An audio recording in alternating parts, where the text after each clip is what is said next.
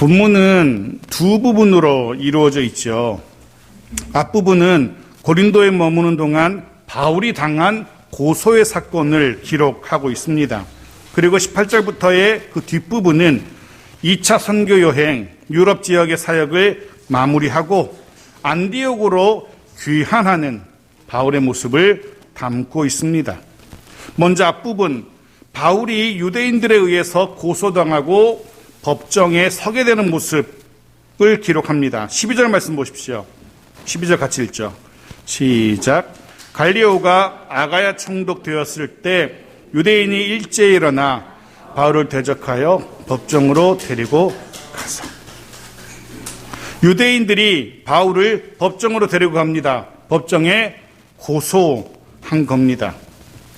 당시 로마의 통치 아래 있던 모든 지역은 로마가 허용한 종교에 한해서 종교 생활이 가능합니다. 당연히 포교도 로마 당국이 허락한 종교에 한해서 전도 활동이 가능했습니다. 문제는 당시에 세상이라고 할 수 있는 거의 모든 지역들이 다 로마가 통치하는 지역이었죠. 그 모든 지역에서 로마가 허락한 종교 활동만 가능한 겁니다. 다행히 로마는 자신들이 점령한 지역의 고유의 토착 종교는 인정해 줍니다. 각 지역에서 섬기는 신들을 인정해 주는 거예요. 자칫 그 신들을 노엽게 하면은 자신들의 황제가 해를 당할 수도 있기 때문에 이미 그 지역에서 믿고 있는 신들은 다 인정해서 그 신들을 믿을 수 있게 인정해 줍니다.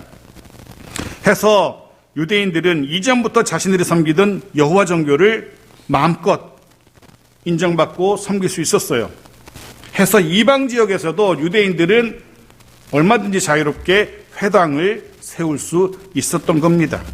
하지만 문제는 바울이 전하던 예수의 복음, 바울이 전하던 기독교, 그리스도교는 차원이 다르죠.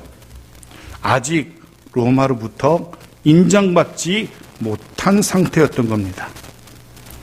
해서 고린도에 정착해 있던 유대인들이 볼 때 바울의 전도 활동은 분명 로마법에 걸리는 불법적인 행동이었던 겁니다.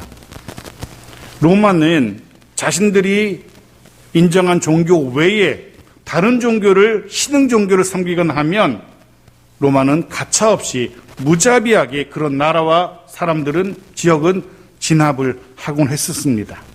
그래서 유대인들을 볼 때 당연히 바울이 고린도 지역에 와서 복음을 전하는 것 불법적인 행위였고, 고소하면 당연히 그 행위를 멈출 수 있을 것으로 보았던 겁니다. 오늘 본문 12절에는 아가야의 총독의 이름도 기록되어 있어요. 갈리오라는 사람, 역사적인 인물의 이름이 기록되어 있습니다. 이 인물을 통해서 이 본문의 이야기가 그저 지어낸 가상의 이야기가 아닌 역사적인 사실이라는 것을 우리가 알 수 있어요. 더불어 이 인물을 통해서, 이 역사적인 실존 인물을 통해서 이 일이 언제 있었던 일인지도, 그 시기도 추론을 할 수 있게 되죠. 갈리오는 주후 51년, 52년에 아가의 총독으로 재직을 했었거든요. 당시 이 지역은 북부는 마게도냐라 불렸고 남부는 아가야로 불렸어요. 그리고 남부 아가야의 주도가 바로 고린도였습니다. 해서 이 총독은 아가야 전체를 관할하는 총독이 이 수도 고린도에 머물고 있었고, 그때 유대인들이 바울을 고소한 겁니다. 당연히 고소의 이유는 허락받지 않은 종교를 전한다는 거였을 것이고, 아마도 이 고소권으로 인해서 이후로는 로마가 통치하던 로마 제국 안에서는 복음을 전할 수 없게 될지도 모릅니다. 이 고소권이 로마가 인정하지 않은 복음을 전하는 것이 불법으로 판결날 경우 더 이상 그 어디에서도 복음을 전할 수 없게 되기 때문에 그렇습니다.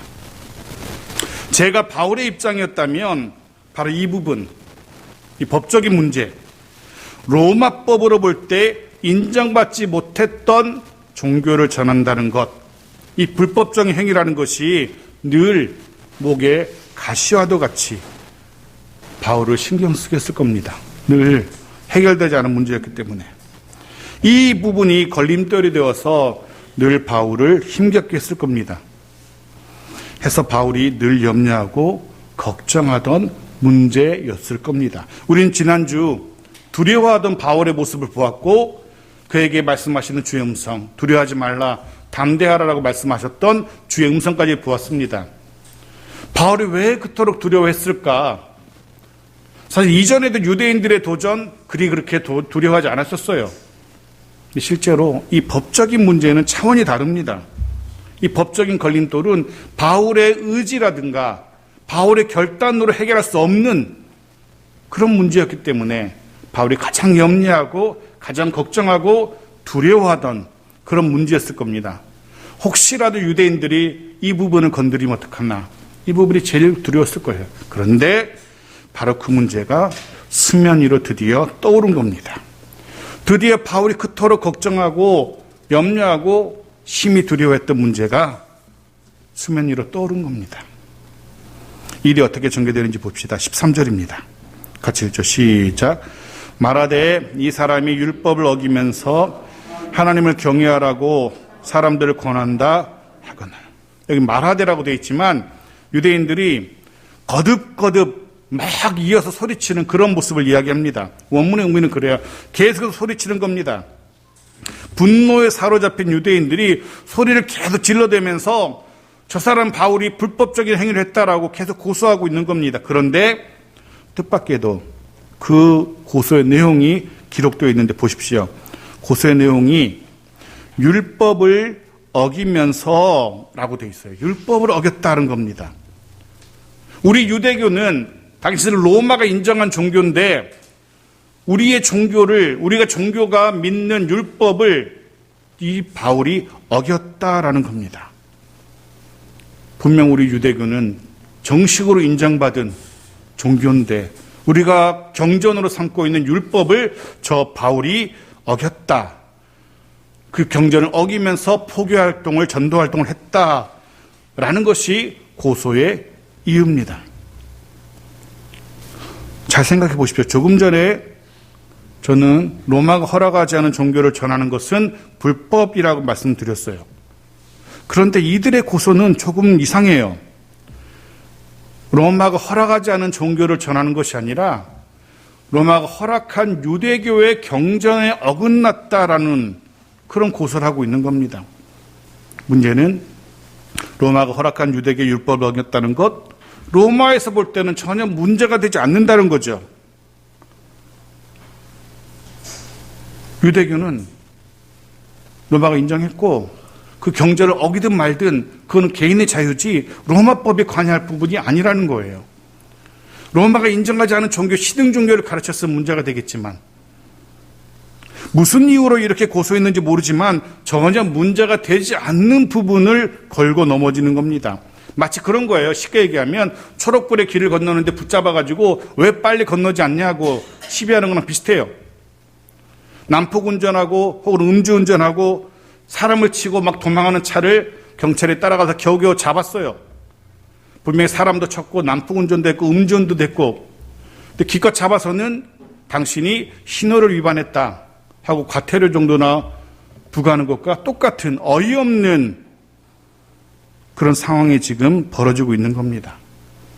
큰 정말 문제가 될 만한 고소의 건을 가지고 그렇게 들고 나올 줄 알았는데 말도 되지 않는 고소를 하고 있는 거예요. 어쩌면 바울을 제거하고야 말겠다는 생각이 지나쳐서 너무나 흥분해서 유대인들이 합리적인 판단을 못했을 수도 있고 너무 흥분한 나머지 치명적인 결정적인 실수를 이들이 저지른 것처럼 보입니다. 표면적으로는 그래요. 그런데 우리는 또 알고 있죠. 유대인들이 이런 고소의 건으로 들고 나온 것이 그들의 실수이지만 그 이면에는 하나님의 도우심이 숨겨져 있다는 사실을 우리는 압니다. 단지 유대인들의 실수만 아니라는 거죠. 하나님께서 이 고소 사건을 그렇게 인도하신 겁니다. 하나님께서 유대인들로 하여금 이렇게 말도 되지 않는 엉성한 고소를 진행하도록 그들의 판단력을 흐리신 것일 겁니다. 왜 하나님께서 이 유대인들의 판단력을 흐리게 하셔서 말도 되지 않는 고소를 제기하게 하셨을까?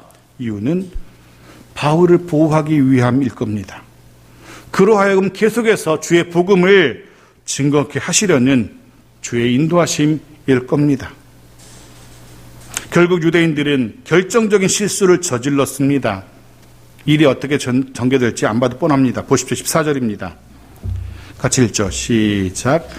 바울이 입을 열고자 할 때에 갈리오가 유대인들에게 이르되 너희 유대인들아, 만일 이것이 무슨 부정한 일이나 불량한 행동이었으면 내가 너희 말을 들어주는 것이 옳거니와. 바울이 이제 먼저 입을 열고자 합니다. 스스로를 변론하려고 입을 열려고 하는데 재판장에 앉아있던 총독 갈리오가 먼저 입을 열어요. 고소의 내용이, 유대인들의 고소의 내용이 로마법에 걸릴 만한 부정한 일도 아니고 불량한 행동도 아니라는 겁니다. 부정, 불량, 이 두 가지 모두 법정에서 사용되는 법정적인 용어들이에요. 이런 겁니다. 부정한 일이라는 것은 공공의 의로움에 위배되는 법을 어긴 범죄 행위를 말합니다. 예를 들면 강도질, 도둑질, 음주운전 이런 것들. 이런 것을 법을 어겼기 때문에 우리의 경우는 형사고소를 당하게 되고 심하면 감옥에까지 가게 되는 중대한 범죄죠. 또 불량한 행동이라는 것은 공공의 질서를, 공공의 안녕을 해치는 그런 행위를, 분별 없는 행위를 말해요. 예를 들면 이런 거죠. 뭐 과속을 한다든가, 난폭 운전을 한다든가, 불법 주차를 한다든가. 뭐 불법 주차한다 해서 감옥 가지 않잖아요. 보통 이런 경우는 범칙금을 내거나 과태료를 내는 정도가 되겠죠. 여하튼 이런 행위들은 법에 의해서 제재를 받게 돼 있어요. 당시에도 분명 로마법에 따라서 이런 일을 했으면 판결을 내리고 벌을 줄 수가 있었을 겁니다.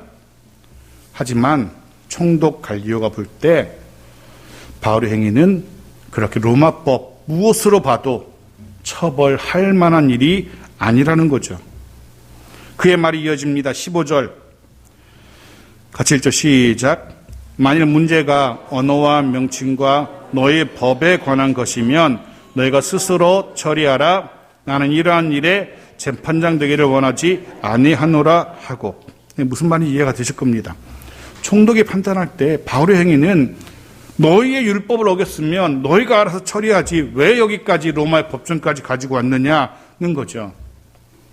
유대계 율법 어겼으면 유대계의 법으로 처리하면 되지 로마법으로는 전혀 어떻게 할 수 없다라는 총독의 판결인 겁니다. 아마 이 부분에 이르러서는 유대인들이 자신들의 고소가 핵심을 벗어난 잘못된 고소였다는 사실을 그들이 깨닫게 되었을 겁니다. 자신들의 실수를 깨달았을 겁니다. 하지만 이미 재판은 진행 중이고 돌이킬 수 없는 상황입니다. 총독 갈리오가 볼 때 바울의 복음은 그저 유대 교회의 한 분파에 불과했다라고 본 겁니다.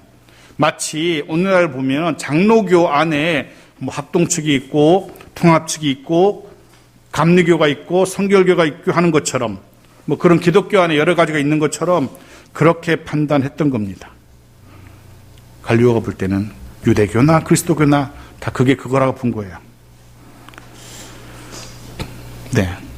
그래서 그렇게 판단하고 유대인들을 법정에 쫓아내 버리죠. 사실 고린도 지역에서 일부 흥분한 유대인들에 의해서 시작된 이 재판이었지만 이 재판으로 인해서 이 재판이 설례 8대가 되어서 자칫 로마가 통치하는 모든 지역에서 더 이상은 복음을 전할 수 없게 될 수도 있었던 엄청난 재판이었어요.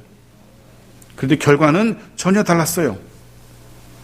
오히려 전혀 반대의 결과를 가져오게 되죠. 갈리오가 볼 때 바울이 전했던 복음은 유대 분파인이 앞으로 문제 삼지 말라는 그런 선례가 생긴 겁니다. 오히려 이 재판을 통해서 그동안 바울을 괴롭혔던 마치 목에 걸린 가시처럼 바울을 힘들게 했던 법적인 문제조차 해결된 겁니다. 오히려 이 재판으로 인해서 복음의 전파를 방해하던 법적인 걸림돌마저 제거된 겁니다. 그래서 이 판결은 엄청나게 중요한 판결로 남게 됩니다. 예수 그리스도의 복음, 그리스도교에 대한 법적인 판례가 생긴 것이기 때문에 이 판결 이후로 로마가 통치하는 모든 지역에서 바울은 마음 놓고 복음을 전할 수 있게 됩니다. 더 이상 그 무엇으로도 바울을 제재할 수 없게 된 겁니다. 심지어는 로마법으로도 제재할 수 없게 된 겁니다. 마음 놓고 어디든지 가서 복음을 전할 수 있는 걸림돌이 제거되고 문이 열린 겁니다.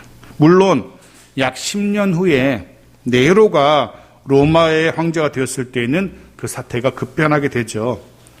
네로 황제는 기독교를 극렬하게 탄압하게 됩니다. 그의 아내가 유대교를 지지하던 사람이었거든요. 아내의 영향 때문인지 네로는 극렬하게 복음을 반대합니다. 하지만 그때까지 적어도 10년 동안은 마음 놓고 법적인 제약 없이 복음을 전할 수 있게 합니다. 그 10년을 통해서 복음이 유럽을 뒤덮게 되어지게 되죠. 말 그대로 고소라는 이 화를 면케하셔서 오히려 복이 되게 하시는 하나님의 도우심, 하나님의 은혜였던 겁니다. 말씀을 묵상하면서 우리를 힘들게 하고 있는, 우리의 발목을 잡고 있는 것이 무엇인지, 우리로 하여금 늘 마음 불편하게 하고 우리를 늘 신경 쓰게 하는 걸림돌이 무엇인지 생각해 보길 원합니다.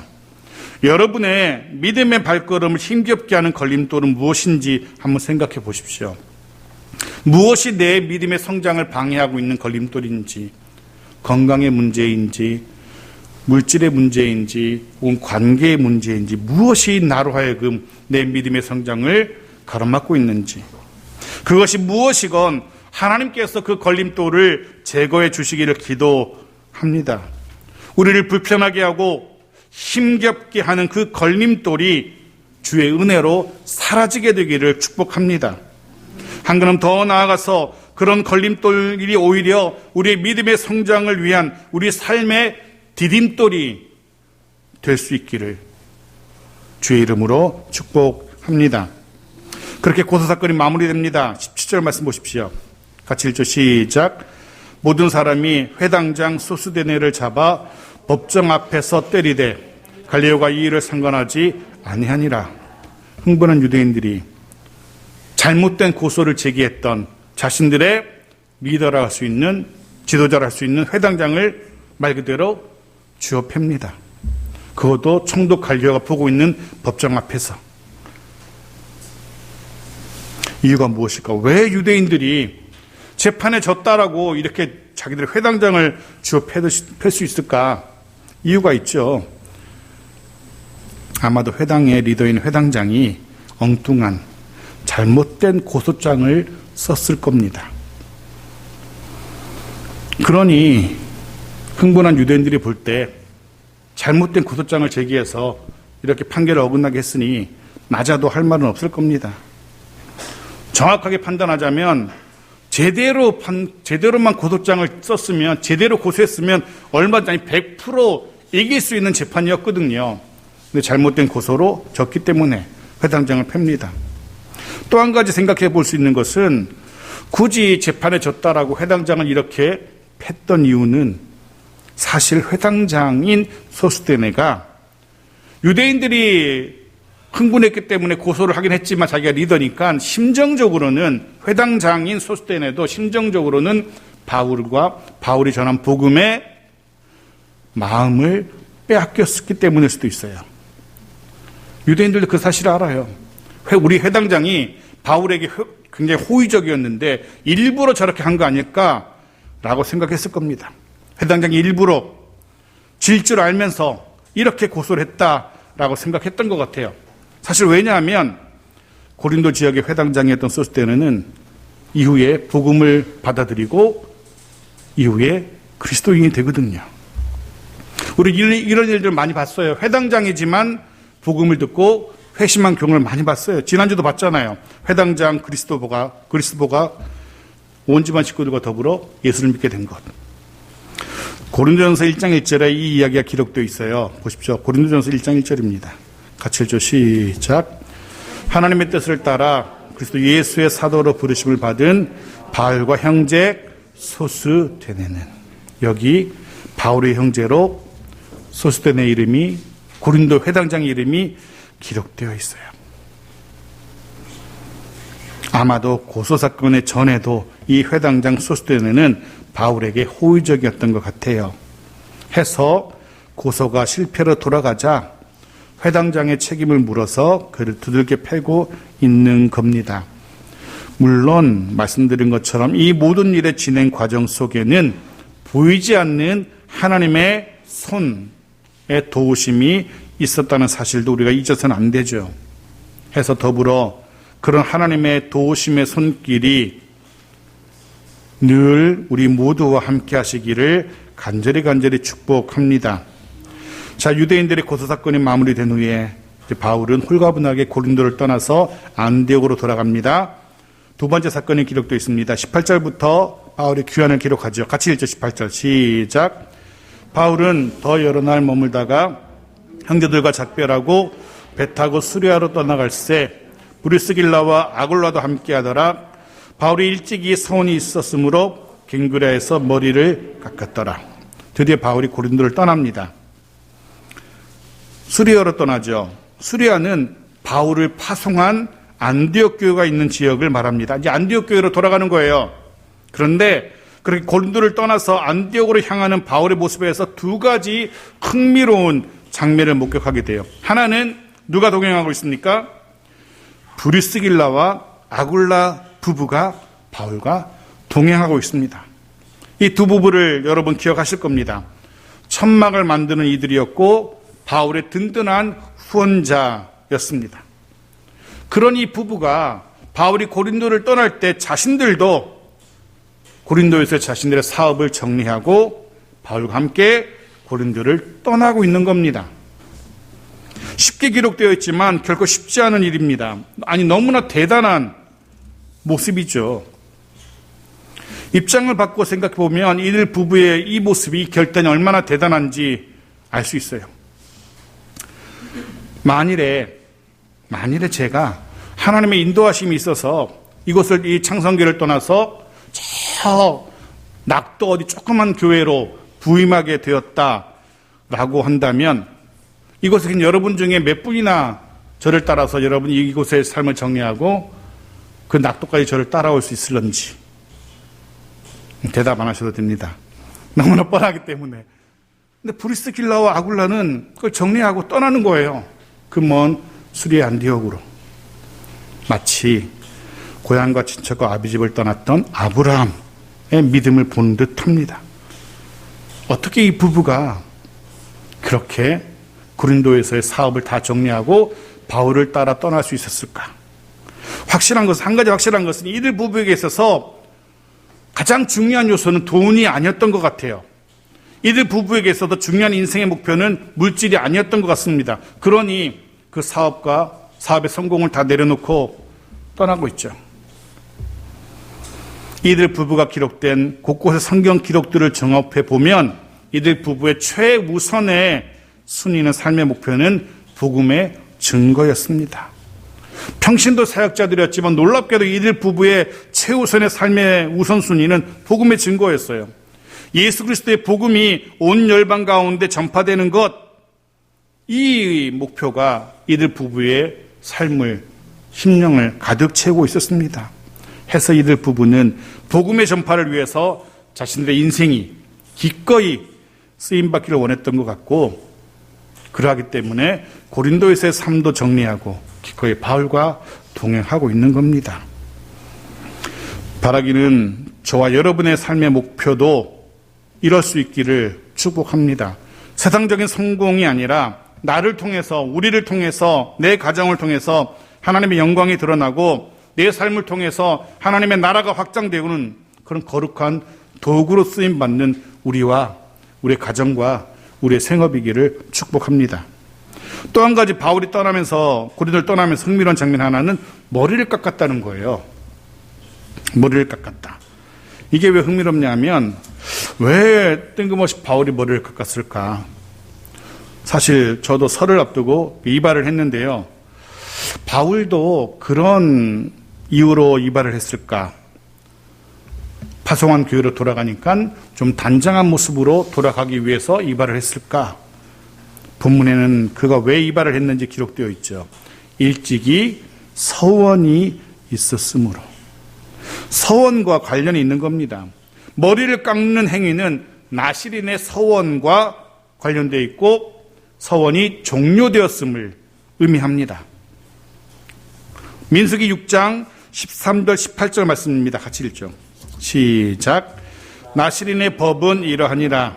자기의 몸을 구별한 날이 차면 그 사람을 회막문으로 데려갈 것이요 자기의 몸을 구별한 나실인은 회막문에서 자기의 머리털을 밀고 그것을 화목제물 밑에 있는 불에 둘지며. 구별한 날이 차면, 서원한 기간이 종료되면, 끝나면 어떻게 한다고요? 머리털을 밀고 라고 되어 있어요. 바울이 머리를 깎았다는 것은 이제 나실인의 서원, 사명이 마무리되었음을 우리에게 보여주는 겁니다. 문제는 이 서원이 언제 한 서원인지 그 내용이 무엇인지는 아무도 모른다는 거, 정확하지 않다는 거예요. 짐작할 수 있는 것은 이곳 고린도에서의 사역과 관련이 있을 것이라는 것만 짐작할 수 있죠. 하나님의 은혜 가운데 하나님께 헌신했던 나실인의 사역을 잘 마무리했기 때문에, 즉 고린도에서 사역을 은혜 가운데 잘 마쳤기 때문에 머리를 깎은 것 같아요. 우리가 지난주 살펴본 것처럼 바울이 극도의 불안, 두려움을 느꼈을 때 아마 그때 어쩌면 서원의 기도를 드렸을지도 모르겠습니다. 바울 입장에서는 가장 힘들고 가장 어려운 때였기 때문에 이 고비만 잘 넘어갈 수 있도록 주께서 도우신다면, 이 두려움만 잘 극복할 수 있도록 하나님이 도우신다면 이라고 그렇게 서원의 기도를 드렸던 것 같습니다. 그리고 이제 그 모든 풍파를 다 이기고 사역을 마무리하면서 이제 고린도를 떠나면서 감사의 마음을 담아서 그 서원의 기간이 마쳤음을, 그 서원이 이루어졌음을 감사하며 머리를 깎고 있는 겁니다. 단지 머리를 깎는 것이 아니라 머리를 깎으면서 하나님을 향한 감사의 제사를 드렸을 겁니다. 그래서 그런 묵상을 해봅니다. 삶의 순간순간마다 혹 고비마다 하나님을 향해 서원의 기도를 드리며 그 응답으로 때마다 일마다 도우시고 이루게 하시는 하나님께 늘 감사하며 살아갈 수 있는 우리 모두이기를 축복합니다. 자, 19절입니다. 같이 읽죠. 시작. 에베소에 와서 그들을 거기 머물게 하고 자기는 회당에 들어가서 유대인들과 변론하니. 고린도에서 에베소로 건너와요. 소아시아 지역으로 건너오죠.